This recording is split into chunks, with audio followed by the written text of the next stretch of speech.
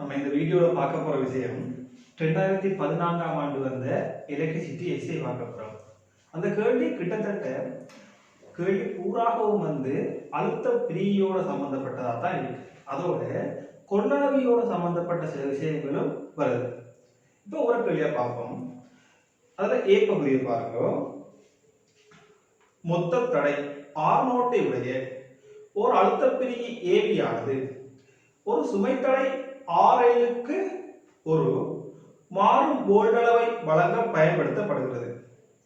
அழுத்த பிரிகி ஒரு ஒன்றில் காணப்படுகின்றவாறு வோல்டளவு BI உடைய ஒரு வலுவழங்கலுடன் தொடுக்கப்பட்டுள்ளது. சோ இங்க படத்துல பாத்தீங்கன்னா தெரியும், இந்த படத்தை பத்தி விவரிச்சிருக்காங்க. சோ அங்க பாருங்க, ஒரு போல்ட் வழங்கி இருக்கிறது BI உடையதா, ஏவிக்கு குறுக்கே ஒரு குறிப்பிட்ட தடை இருக்குது. அங்க நம்ம என்ன செய்யலாம், அந்த W என்ற தொடுப்பத்தின் மூலம் அசைப்பதன் மூலம் அதுக்கு குறுக்கேயான அழுத்த வேறுபாட்டை மாற்றலாம். அதாவது அந்த சுமைத்தடைக்கு கொடுக்க போற சுமைத்தடை RLக்கு வழங்க போற அழுத்த வேறுபாட்டை மாற்றலாம். சோ அழுத்த பிரிகி செயல்பாடு. அதுல முதலாவது பாருங்க, புள்ளி Bக்கும் வழுக்கும் தொடுகை Wக்கும் இடையே அழுத்த பிரிவின் தடை R1 ஆக இருக்கும் போது Aக்கும் Bக்கும் இடையே உள்ள சமவெளி தடைக்கான ஒரு கோவையை பெறுக. Aக்கும் Bக்கும் இடையிலான சமவெளி தடைக்கு ஒரு கோவை எடுத்துக்கொள்ளட்டா. பாருங்க, இந்த பிரிவுட தடை இந்த அழுத்த பிரிவினது தடை R1 மொத்த தடை R0. சரி, சோ இந்த மாதிரி இருக்கிற சந்தர்ப்பத்துல இந்த R1ம் RLம் ஒன்றுக்கொன்று சமாந்தரமாக காணப்படுது. ஒரே இரண்டு அழுத்த புள்ளிகளுக்கு இடையே காணப்படுது. அதோட இந்த பகுதி சரியா, இந்த AB என்ற பகுதியில் இருக்கிற தடையில இந்த மிச்ச பகுதி தனியா இருக்கு. ஆகவே இந்த பகுதி இவங்க ரெண்டு பேருடையும் தொடராக காணப்படுது. சோ இந்த சுற்று நம்ம எப்படி சொல்லலாம், இந்த மாதிரி ஒரு தடை வருது, இங்க ஒரு தடை காணப்படுது, இவருக்கு சமாந்தரமாக இங்க ஒரு தடை காணப்படுது. இது B என்ற புள்ளி, இது A என்ற புள்ளி. சோ இந்த டைம்ல சமான தடை சேர்க்கப்பட்டிருக்கு. இது என்ன வரைக்கும் R0 மைனஸ் R1. மொத்த தடை R0, இங்க R1 போனா மிச்சமாக இருக்கிறது R0 மைனஸ் R1. சரி, சோ இது RL. ஆகவே இவரோட இவங்க ரெண்டு பேரும் சமாந்தரம். சோ நம்ம சொல்லலாம் R ஈக்குவலன்ட் சமன் R0 சய R1 சக R1க்கும் RLக்கும் சமான தடை, RLக்கும் சமான தடை ரெண்டு பேரும் சமாந்தரமாக இருக்கும்போது, ஆகவே R ஈக்குவலன்ட் சமன் R0 மைனஸ் R1 சக ரெண்டு பேரும் சமாந்தரமாக இருக்கும்போது இரண்டையும் பெருக்கி இரண்டையும் கூட்டி பிரிக்கலாம். ஆகவே R1 into RL over R1 சக RL, இதுதான் சமான தடை. முதலாவது கேட்கப்பட்ட கேள்வி. இந்த மாதிரியான சந்தர்ப்பத்தில் சமான தடை. இப்ப இரண்டாவது கேள்வியை பார்ப்போம். இரண்டாவது கேள்வி விவாதத்தின் மூலம் அல்லது வேறு முறை, அதாவது பண்பு ரீதியாக நம்ம சில வார்த்தைகளை சொல்வதன் மூலம், இதை விளங்கப்படுத்துவதன் மூலம் அல்லது வேறு ஏதாவது ஒரு முறையில் Aக்கும் Bக்கும் இடையே இருக்கத்தக்க குறைந்தபட்ச தடையும் உயர்ந்தபட்ச தடையும் முறையே R0 R1 over R0 சக R1 எனவும் உயர்ந்தபட்சம் R0 எனவும் காட்டலாம். R0 எனவும் காட்டலாம். சரி, எதுக்கு இருக்கும் Aக்கும் Bக்கும் இடையில் இருக்க தடை. சோ பாருங்க, நமக்கு தெரியும் ரெண்டு தடைகள் ஒன்றுக்கொண்டு சமாந்தரமாக காணப்படும் பொழுது அந்த ரெண்டு பேருக்குமான விளைவு தடை, அதாவது சமான தடை அங்க இருக்கிற ரெண்டு பேரையும் விட சிறிதாக காணப்படும். சரி, அதாவது இரண்டு தடைகளும் சின்ன தடைகளும் சிறிதாக காணப்படும். ஆகவே இங்க நமக்கு கிடைக்க போற குறைந்தபட்ச பெருமானம் எப்ப இருக்கும், இந்த தானம் Aல காணப்படும் போது இருக்கு. இந்த தானம் Aல காணப்படும் போது குறைந்தபட்ச பெருமானம் பெறப்படும். அதே போல இந்த தானம் என்ன W. இந்த W வந்து B ல காணப்படும் பொழுது உயர்ந்தபட்ச பெருமானம் பெறப்படும். ஆகவே கவனிங்க, W ஆனது A னை நாடும் சந்தர்ப்பம் ஒன்று. இங்க வந்து R ஈக்குவலன்ட் என்னவா இருக்க போகுது? மினிமம் ஆக இருக்க போகுது. R ஈக்குவலன்ட் வந்து மினிமம் ஆக இருக்கு. இன்னொரு சந்தர்ப்பம் W வந்து B னை நாடும் சந்தர்ப்பம். W வந்து B னை நாடும் சந்தர்ப்பத்துல R ஈக்குவலன்ட் வந்து மேக்ஸிமம் ஆக இருக்கு. சோ பாருங்க, ரெண்டு சந்தர்ப்பத்தை காணலாம். இந்த சந்தர்ப்பத்துல R1 எதுக்கு சமனாக காணப்படும்? இந்த சந்தர்ப்பத்துல R1 வந்து எதுக்கு சமனாக காணப்பட வேண்டாம் பாருங்க. இவரை கொண்டு வந்து A ல வைத்திருக்கிற சந்தர்ப்பம். சோ இங்க வந்து A ல வச்சா R1 வந்து மொத்த தடைக்கு சமன், R0 க்கு சமன். சோ R1 சமன் R0. எனவே இந்த சமன்பாடு நீக்கிதான் இதுல ஒண்ணு என்ன செய்யலாம்? R1 க்கு பதிலா R0 பிரதியிடலாம். R1 க்கு பதிலா R0 பிரதியிடலாம். பாப்போம். சோ R ஈக்குவலன்ட் மினிமம் சமன் இத பிரதியிட்ட வேண்டாம். R0 மைனஸ் R0 சக R0 into RL over R0 சக RL. ஆகவே குறைந்தபட்ச பெருமானம் R equivalent minimum சமன் R0 RL over R0 சக RL. இதே போல உயர்ந்தபட்ச பெருமானம் இருக்கிற சந்தர்ப்பம் எங்க? இந்த W ஆனது B இல் காணப்படும் பொழுது W B ல காணப்பட்டா R1 வந்து 0. W வந்து B இல் காணப்படும் பொழுது என்ன R1 வந்து 0. சோ W B ல இருக்கக்குள்ள R1 ஆனது 0 க்கு சமமாக காணப்படும். சோ R1 வந்து 0 க்கு சமமாக காணப்படக்குள்ள இந்த RL என்ற தடையில தேவைப்பாடு நமக்கு இருக்காது. சுமைக்கு எந்த விதமான அழுத்த வேறுபாடும் வழங்கப்படாது. சரியா? இங்க கனெக்ட் ஆகி இருக்கும் போது இந்த பகுதி வந்து குறிஞ்சுத்தாக்கப்பட்ட பகுதி அல்லது எந்தவித தடையும் இல்லாத பகுதி. பார மின்னோட்டம் தடையற்ற பிரதேசத்துக்குள்ளாலாம் போக பார்க்கும். சரியா? சோ பாப்போம். இந்த சந்தர்ப்பத்துல R equivalent மேக்ஸிமம் பெறப்படும். R equivalent maximum. இப்ப R1 வந்து 0. சோ R1 க்கு 0 போட்டா இது 0. இங்க மொத்தமா 0. சோ R0 வரும். ஆகவே R0 மைனஸ் 0 சக 0. சோ வரப்போறது R0. இதுதான் கேட்கப்பட்டிருக்கு. சரியா? இப்ப அடுத்த வினாவை பார்ப்போம். சரியா? அடுத்த வினாவை பார்த்து கொள்ளுங்க. R0 சமன் 5 கிலோ ஓம் எனில் வளைக்கு W ஆனது A இலிருந்து B க்கு நகர்த்தப்படும் போது சுற்றின் ஓட்டம் I இல் 1% வரையிலான மாறலை மாத்திரம் அனுமதிக்கும் RL இன் குறைந்தபட்ச பெருமானத்தை கணிக்க. சரி, RL இன் குறைந்தபட்ச பெருமானத்தை கணிக்க. சோ பாருங்க, சதவீதம் அதாவது 1%தால தான் மின்னோட்டம் குறையணும். சரியா? மின்னோட்டத்துல மாற்றம் ஏற்படணுமா? ஒன்று அதிகரிக்கலாம் அல்லது குறையலாம். சரியா? சோ மின்னோட்டம் வந்து இங்க ஆரம்பத்துல ஒரு குறிப்பிட்ட பெருமானம் இருக்குது. சோ அது வந்து குறைவாக பெறப்படும். இந்த சுற்றிலரிக்க போற தடை R ஈக்குவலன்ட் வந்து குறைந்தபட்ச பெருமானமாக இருக்கும் போது B வந்து ஒரு மாறாத பெருமானம், ஒரு குறிப்பிட்ட வலுவழங்கி, சரியா? வோல்ட் அளவு வழங்கி இது வந்து குறைந்தபட்ச பெருமானமாக இருக்கும் போது I வந்து மேக்ஸிமம் ஆக இருக்கும். அதே போல R ஈக்குவலன்ட் வந்து மேக்ஸிமம் ஆக இருக்கும் போது I வந்து குறைந்தபட்ச பெருமானமாக இருக்கும். சரியா? சோ இப்ப இது உயர்ந்தபட்ச பெருமானத்திலிருந்து குறையுது. எவ்வளவு சதவீதம் நடக்கணுமா?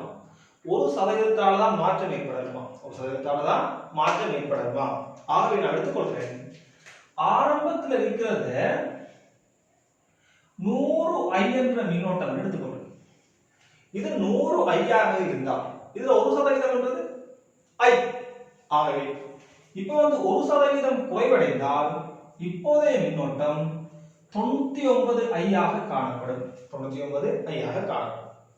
சரியா? சோ இந்த மாதிரி அவங்க சொன்ன விஷயத்தை எடுத்தாச்சு. நமக்கு தேவையானது இந்த RL, தேவையானது RL. அதான் காணப்படும். சரியா? சோ யோசிக்கலாம், இதையே 100 ஐ தான் எடுக்கணும், 99 ஐ தான் எடுக்கணும்டா சாதாரணமா இது ஐ எடுக்கலாம். சோ ஐ எடுத்தா அதுல 1% கண்டு. சோ இந்த 99% காணுமாக இருந்தா அது 0.99 ஐ ஆக இருக்கு. சோ சுருக்கல் இலகுதான் இப்படி எடுத்துக்கு. சுருக்கல் இலகுக்காக தான் இந்த மாதிரி இருக்கு. சோ பாருங்க ரெண்டு சந்தர்ப்பத்திலையும் b வந்து குறிப்பிட்ட பெருமானம். நம்மளுக்கு சாதாரணமா தெரியும் b Saman i into r. ஓமின் விதியின்படி b Saman i into r. இந்த b மாறல் என்றதால i வந்து கடைக்கு நேர்மாறு விகிதசமனாக காணப்படும். சோ அந்த மாதிரி தொடர்பு பயன்படுத்தி எடுக்கலாம். அல்லது ரெண்டு சந்தர்ப்பத்திற்கும் இந்த மாதிரி v சமன் i r என்ற சந்தர்ப்பத்தை பயன்படுத்தி எடுக்கலாம். சரியா? சோ பாருங்க இப்போ நான் முதலாவது சந்தர்ப்பத்தை எடுத்துக்கொள்றேன். முதலாவது சந்தர்ப்பத்துக்கு r ஈக்குவலன்ட் மினிமமாக உள்ள சந்தர்ப்பம் b Saman i r. b வந்து b தான், i வந்து 100 i into r equivalent minimum. r equivalent minimum. இதே போல r equivalent maximum ஆக இருக்கிற சந்தர்ப்பத்துக்கு b சமன் இப்போதைய மின்னோட்டம் 99i into r equivalent maximum. So இது ஒரு சமன்பாடு, இது இரண்டாவது சமன்பாடு. சோ இது முதலாவது சமன்பாடு இரண்டாவது சமன்பாடு சமம். இதுவும் b இதுவும் b. சோ ரெண்டையும் சமப்படுத்துவோம். சோ ரெண்டையும் சமப்படுத்துவமாக இருந்தால் என்ன நடக்கும்? 100i into r equivalent minimum சமன் 99i r equivalent maximum. நமக்கு இதுல மினிமம் குறைந்தபட்ச பெருமானம் தெரியும், உயர்ந்தபட்ச பெருமானம் தெரியும். ஆகவே 100 தர i மையம் வெட்டுப்பட்டுரும், i மையம் இல்லாம போயிடும். சோ 100 தர இது குறைந்தபட்ச பெருமானம் r node into r n over r nodes ஆக r n சமன் 99 into இது வந்து மேக்ஸிமம் பெருமானம் r நோட். சோ இந்த r நோட்டும் கேன்சல் ஆயிடும். இந்த 100 rl சரியானே 100 rl சமன் 99 r நோட்ஸ் ஆக 99 r 99 r நோட்ஸ் ஆக 99 rl. சோ இதிலிருந்து rl சமன் 99 r நோட், rl சமன் 99 r நோட். இந்த மாதிரி 1% மாற்றம் ஏற்படுமாக இருந்தால் rl வந்து 99 r நோட் ஆக இருக்கு. r நோட் வந்து தரப்பட்டிக்கு 5 கிலோ. ஆகவே rl வந்து 99 தர 5 495 கிலோ ஓம். 495 கிலோ. இதுதான் அவங்க கேட்கப்பட்ட அந்த RL-க்குரிய பெருமானம். RL-க்குரிய பெருமானமாக இருக்கும். சரியா? இப்ப அடுத்த வினாவை பார்ப்போம். அடுத்த பகுதியை பார்ப்போம். இந்த முன்னுக்கு போகுது பாருங்க. இந்த மாதிரி ஒரு அழுத்த பிரிவு சுற்று நடத்திருக்காங்கன்னு உங்கள்கிட்ட பார்த்து இருந்தா நீங்க பார்த்து கொள்ளலாம். உங்கள்ட்ட அந்த புத்தகம் இருந்துச்சுன்னா பார்த்து கொள்ளலாம். அல்லது இந்த படத்தை பாருங்க. ஸோ இதுல ஒரு குறித்த சாதனத்தின் 9 மின்வாய்களுக்கு ஓட்டங்கள் வழங்குவதற்கு ஒரு குறிப்பிட்ட மின்சாதனம் ஒன்று இருக்கு. அதற்கு 9 மின்வாய்களுக்கு மின்னோட்டம் வழங்குறதுக்காக சரியா இந்த படத்துல காட்டப்பட்ட மாதிரி அழுத்த பிரியின் 1 தொடக்கம் 9 ஆகிய முடிவிடங்கள் பயன்படுத்தப்படுகின்றன. சரியா?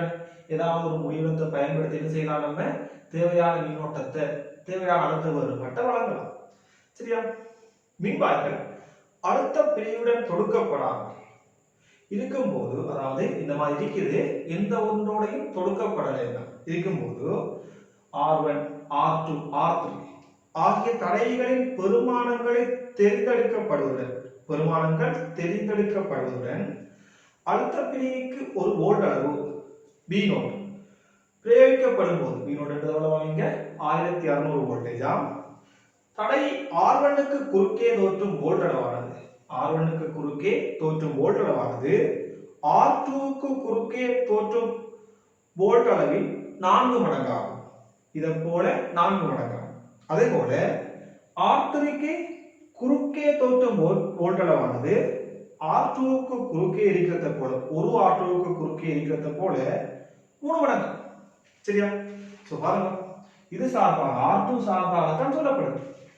R2க்கு குறுக்கே ஒரு R2க்கு குறுக்கே இருக்கிற வோல்டேஜ் சார்பாக R1க்கு குறுக்கே 4 மடங்கு, இதுக்கு குறுக்கே 3 மடங்கு. ஆகவே என்ன சொல்லலாம், இந்த R1க்கு குறுக்கேயான அழுத்த வேறுபாட்டை நான் V என்று சொன்னேன்டா, R1 இல்ல R2க்கு குறுக்கேயான அழுத்த வேறுபாட்டை நான் V என்று சொன்னேன்டா, இது குறுக்கே V ஆக இருந்தா R1க்கு குறுக்கே அத போல 4 மடங்காக இருக்கு. இவர் சார்பாக தான் இவருக்கு சொல்லப்படுது, இவருக்கு சொல்லப்படுது. சோ இவரை நம்ம எடுத்து இது சார்பாக மத்தது சொல்றோம். ஆகவே R2க்கு குறுக்கே அழுத்த வேறுபாடு V என்ன, R1க்கு குறுக்கேயானது 4 மடங்கு 4V. அதே போல R3க்கு குறுக்கேயானது 3 மடங்கு 3V. சரியா, 3V இந்த மாதிரி சொல்லப்பட்டிருக்கு. ஆனா மொத்தமா இருக்கிற எல்லா தடைக்கும் குறுக்கே இருக்க போற அழுத்த வேறுபாடு 1500 வோல்டேஜ். இங்க வந்து குவித்தொடுக்கப்பட்டிருக்கிறது. சோ பூச்சி அழுத்தமாக இருக்கிற புள்ளி இங்க 1500. மொத்த தடை எத்தனை இருக்குது? 10 இருக்கு. ஒரு R1, 8 R2, ஒரு R3. சரியா, அவற்றுக்கும் குறுக்கே எல்லாத்துக்கும் குறுக்கே 1500 வோல்டேஜ். சோ முதலாவது கேள்வி இந்த மாதிரி இந்த சந்தர்ப்பத்துல இவங்களுக்குள்ளால போற மின்னோட்டம் வந்து 1 மில்லி ஆம்பியர் ஆகும். சோ இந்த மாதிரியான மின்னோட்டம் செல்லுமாக இருந்தால் R1ஐயும் R2ஐயும் R3ஐயும் காட்டலாம். ஆக என்ன பாருங்க, இப்ப ஒன்றுக்கு குறுக்கே ஒரு R2க்கு குறுக்கே அழுத்த வேறுபாடு தெரியும், R1க்கு குறுக்கே தெரியும், R3க்கு குறுக்கே தெரியும். சோ மொத்தமா எத்தனை தடைகள் இருக்குன்னு தெரியும். ஆக என்ன செய்யலாம், இந்த மொத்த அழுத்த வேறுபாட்டை இந்த 1500க்கு சமப்படுத்தலாம். எனவே மொத்தமா இருக்க போற அழுத்த வேறுபாடு 1500 சமன் R1க்கு குறுக்கேயானது 4 voltage. So 4 வோல்டேஜ்ல 4V. R2க்கு குறுக்கேயானது V. R2க்கு குறுக்கேயானது V என்றா எத்தனை பேர் இருக்காங்க? 8 பேர். சோ மொத்தமாக 8V சக R3க்கு குறுக்கேயானது 3V.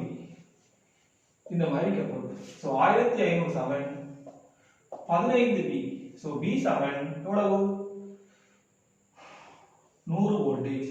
V சமன் 100 வோல்டேஜ். R2க்கு குறுக்கேயான அழுத்த வேறுபாடு வந்து ஒரு R2க்கு குறுக்கேயானது 100 வோல்டேஜ். ஆக என்ன செய்யலாம், நம்மளுடைய மின்னோட்டம் தெரியும், ஒவ்வொரு தடைக்கும் V சமன் IR பயன்படுத்தினா அந்த தடைகளை காணலாம். சோ நான் பயன்படுத்துறேன், R1க்கு பயன்படுத்துறேன், R1க்கு குறுக்கே V சமன் IR பயன்படுத்தணும்டா, அழுத்த வேறுபாடு வந்து R1க்கு குறுக்கே 4V, V வந்து 100. ஆகவே 400 சமன் மின்னோட்டம் 1 மில்லி ஆம்பியர். பாருங்க, இந்த முடிவிடங்கள் எங்கேயும் கனெக்ட் ஆகல. ஆகவே இதனூடாக வர மின்னோட்டம் அப்படியே தொடர்ச்சியாக எல்லாத்துக்கும் தான் போகும். சரியா, சோ 1 தர 10⁻3 தர R1. ஆகவே R1 வந்து இந்த 10⁻3 அந்த பக்கம் போய் 10⁻3 ஆக மாறும். ஆக R1 வந்து 400 கிலோ ஓம். இதே போல R2 V சமன் IR, V வந்து 100 சமன் 1 தர 10⁻3 into R2. ஆக R2 சமன் 100 கிலோ ஓம். R2 சமன் 100 கிலோ ஓம். இதே போல R3க்கு குறுக்கேயானது 3V, 300 சமன் 10⁻3 into R3. ஆகவே R3 சமன் 300 கிலோ ஓம். 300 kilo ohm. இந்த மாதிரி R1, R2, R3 சாதாரணமா ரொம்ப எளிமையான வினா பாருங்க. அடுத்த கேள்வி பாருங்க, இரண்டாவது பகுதி. முடிவிடம் 9 மாத்திரம். சரி, இந்த 9வது முடிவிடம் மாத்திரம் மின்பாய்க்கு 1 மைக்ரோ செகண்ட் காலத்துக்கு 5 மைக்ரோ ஆம்பியர் ஓட்டத்தை வழங்க வேண்டிய ஒரு நிலைமையினை கருதுங்க. சரியான என்ன செய்யறாங்க, இவரை வந்து ஒரு மின்பாய்க்கு கனெக்ட் பண்றாங்க. அந்த மின்பாய்க்கு என்ன செய்யப்படாம், 1 மைக்ரோ செகண்ட் நேரத்துக்கு 5 மைக்ரோ ஆம்பியர் மின்னோட்டத்தை வழங்கப்படும். சரியான இது முடிவிடம் 9 மாத்திரம். ஆகவே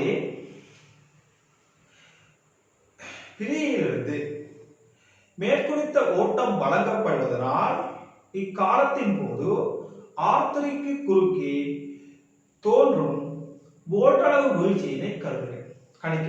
சரி, ஓட்டளவு வீழ்ச்சியினை கணிக்க. இந்த மாதிரி இதுக்குள்ள மின்னோட்டம் போறதால அவர்ல ஏற்பட போற அழுத்த வேறுபாட்டு வீழ்ச்சியை காணலாம். சரியா? அதோட முடிவிடம் 1 தொடக்கம், அதாவது இங்க 1ல இருந்து 9 வரைக்கும் ஓட்டம் வந்து 1 மில்லி ஆம்பியர் தான். அதாவது என்ன அர்த்தம்னா இதல வார இந்த மின்னோட்டம் இதனூடாக பூராகவும் வருது. இங்கெல்லாம் 1 மில்லி ஆம்பியர் தான் இருக்கு. ஆனா இங்க வந்து இதுக்குள்ளால வந்து 1 மைக்ரோ செகண்ட் காலத்துக்கு 5 மைக்ரோ ஆம்பியருக்குள்ளால போகுது. சோ மிச்சம் என்ன செய்யப்போகுது? R3க்குள்ளால போகுது. எவ்வளவு மின்னோட்டம் வருது? மொத்தம் 1 மில்லி ஆம்பியர். இந்த மைக்ரோ ஆம்பியர் சொல்லப்பட்டிருக்கு. 1 மில்லி ஆம்பியர்ன்றது என்ன? 1000 மைக்ரோ ஆம்பியர். 1000 மைக்ரோ ஆம்பியர்னா இதுக்குள்ள 5 மைக்ரோ ஆம்பியர் பிரிவடைஞ்சா இதுக்குள்ள போக போறது மிகுதியாக இருக்கும். அதாவது 995 மைக்ரோ ஆம்பியர் தான் போகுது. சரியா? ஆகவே இது குறுக்கே ஏற்பட போற அழுத்த வீழ்ச்சி அதான் கேள்வி. சோ பாருங்க, இந்த அழுத்த வீழ்ச்சியை சாதாரணமா வீசமனையாக வச்சு கொண்டே காணலாம். ஒரு மின்னோட்டத்துல ஏற்படுற மாற்றத்தால, சரியா, மின்னோட்டத்துல ஏற்படுற மாற்றத்தால ஒரு டெல்டா ஐ என்ற மின்னோட்ட மாற்றம் ஏற்படுறதால ஒரு குறித்த தடை என்றால் ஒரு குறிப்பிட்ட பெருமானமுடைய தடை, அந்த குறித்த தடைக்கு குறுக்கே ஏற்பட போற அழுத்த வீழ்ச்சியை நம்ம டெல்டா பி என்று சொல்லுவோம். டெல்டா அழுத்த வீழ்ச்சி. சரி, அழுத்தத்தில் ஏற்பட போற வேறுபாடு ஆரம்பத்தில் இருந்ததுக்கும் இப்ப இருக்கிறதுக்கும் அழுத்தத்தில் ஏற்படுற வீழ்ச்சி. இந்த அழுத்த வீழ்ச்சி எதுக்கு சமமாக காணப்படும் என்றால் டெல்டா ஐ இன்டு ஆருக்கு சமமாக காணப்படும். டெல்டா ஐ இன்டு ஆருக்கு சமமாக காணப்படும். சரியா? இந்த மாதிரி நம்ம சொல்லிக் கொள்ளலாம். ஆகவே இங்க ஏற்பட போற இந்த அழுத்த வீழ்ச்சி டெல்டா வி சமன் டெல்டா ஐ. மின்னோட்டத்தில் எவ்வளவு மாற்றம்? 1000 மைக்ரோ ஆம்பியர் போச்சு. இப்ப 995 மைக்ரோ ஆம்பியர் போகுது. இந்த பக்கம் போன 5 தான் மாற்றம். ஆகவே 5 தர 10 சாய R தர R3. R3 வந்து 300 கிலோ. சோ 300 தர 10 3. ஆகவே 1500 தர 10 3. 1500 தர 10 3. அதாவது 1.5 வோல்டேஜ். 1.5 வோல்டேஜ். இந்த மாதிரி நம்ம சொல்லிக் கொள்ளலாம். சரியா? சில வேளைகள்ல நீங்க யோசிக்கலாம், இந்த மாதிரி எழுதலாமான்னு யோசிக்கலாம். சரியா? பாருங்க சொல்றேன்.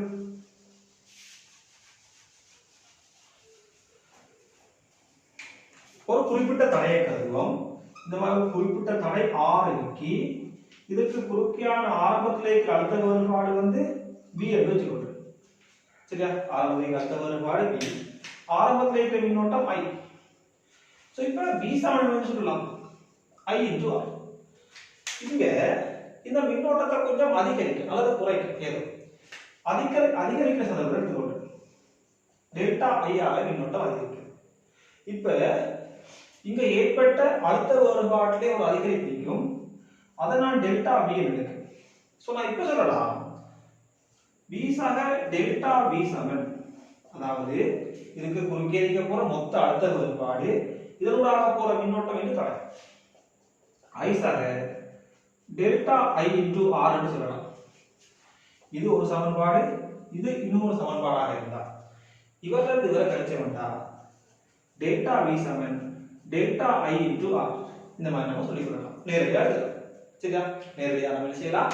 இந்த அழுத்த வேறுபாட்டில் ஏற்பட்ட மாற்றம் மின்னோட்டத்தால் ஏற்படுற மாற்றத்துல தான் தங்கி இருக்கும். குறிப்பிட்ட தடையாக இருந்தால். இப்ப நான் அதிகரிக்கிற சந்தர்ப்பம் சொல்லியிருக்கேன். சப்போஸ் குறைகிற சந்தர்ப்பமாக இருந்தாலும் பார்க்கலாம். குறைவடையும் சந்தர்ப்பமாக இருந்தால் இங்க மைனஸ் டெல்டா ஐ.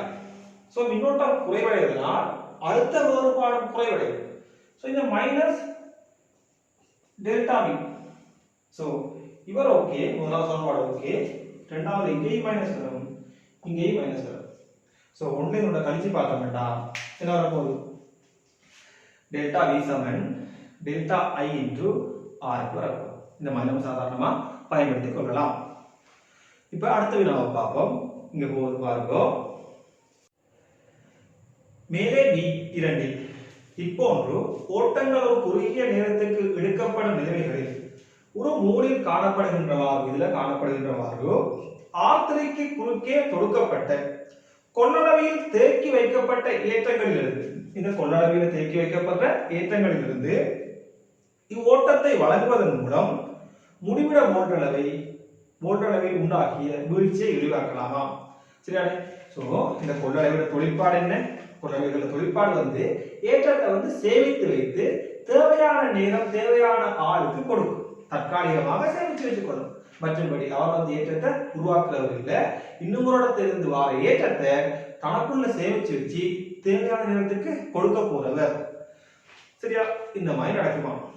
அதுல முதலாவது கேள்வி, ஒரு மைக்ரோ செகண்ட் காலத்தின் போது 5 மைக்ரோ ஆம்பியர் ஓட்டத்தினால் காணப்படும் ஏற்றம் டெல்டா கியூவின் அளவை கணிக்கும். ஸோ அந்த ஏற்றத்துல அளவு கேட்கப்படுது முதலாவது கேள்வியாக. நம்மளுக்கு டெல்டா கியூ நமக்கு தெரியும் மின்னோட்டம் I7 Q into T. So Q7 I into T. ஆகவே இந்த டெல்டா கியூ வந்து டெல்டா I into T க்கு சமமாக காணப்படும். டெல்டா I வந்து 5 தர 10⁻6 T வந்து ஒரு மைக்ரோ செகண்ட் 1 தர 10⁻6. ஆகவே டெல்டா Q சமன் 5 தர 10⁻12 கூடும். அடுத்த வினாவை பாருங்க. இரண்டாவது, இந்த அளவு ஏற்றம் டெல்டா Q ஆனது ஒரு மூலில் காணப்படும் கொள்ளளவு C உடைய கொள்ளளவினால் வழங்கப்படும் எனில், சரி இந்த ஏற்றம் வந்து இந்த கொள்ளளவியால வழங்கப்படுதால அவர் தொழிற்பாட ஏற்றத்தை சேமிச்சு கொடுப்பாங்க. சோ இவரால வழங்கப்படும் எனில் கொள்ளளவிற்கு குறுக்கே வோல்டளவில் உள்ள வீழ்ச்சி டெல்டா V க்கான ஒரு கோவையை டெல்டா Q, C ஆகியவற்றின் சார்பில் தருக. சரி, ஆகியவற்றின் சார்பில் எழுதுக. சோ கொள்ளளவியை பொறுத்த வரைக்கும் நம்மளுக்கு சமன்பாடு தெரியும். கொள்ளளவு C ஆக இருந்தால் அதில் சேமிக்கப்பட்ட ஏற்றம் Q சமன் C into V னால் கொடுக்கப்படும். Q சமன் C into V. ஆகவே C சமன் Q into V னால் கொடுக்கப்படும். சோ இந்த கேட்கப்பட்ட கேள்வி கொள்ளளவு சரியானே? C எழுதப்பட்டிருக்கு. டெல்டா V க்கான கோவை கொடுக்கப்பட்டிருக்கு. சோ இது V சமன் Q into C. V சமன் Q into C. ஆகவே டெல்டா V சமன் delta Q into C. Delta V சமன் டெல்டா Q into C. அந்த மாதிரி சொல்லலாம்.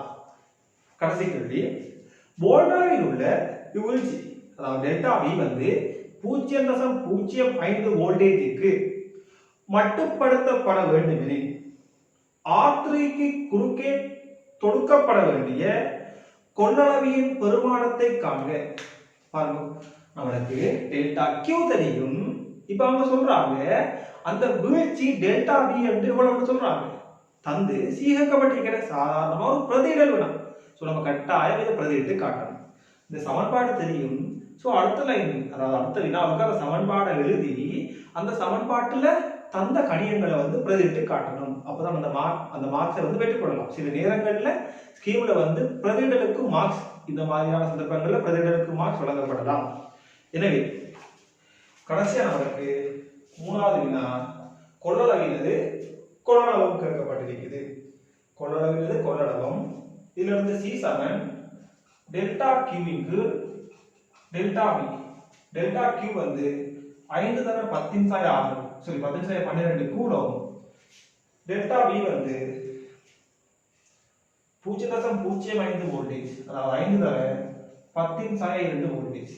ஆகவே கொள்ளளவும் 1 தர 10⁻10 பரண்ட். சரியா?